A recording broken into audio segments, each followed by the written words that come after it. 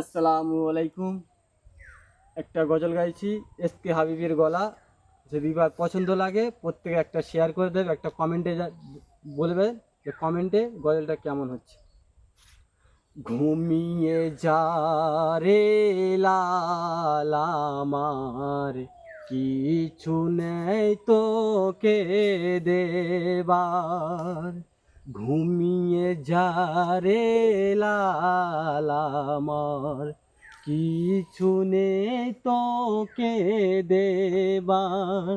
এ ফতেমা আসবে গানা, একে দানা নেই ঘরে খাবার।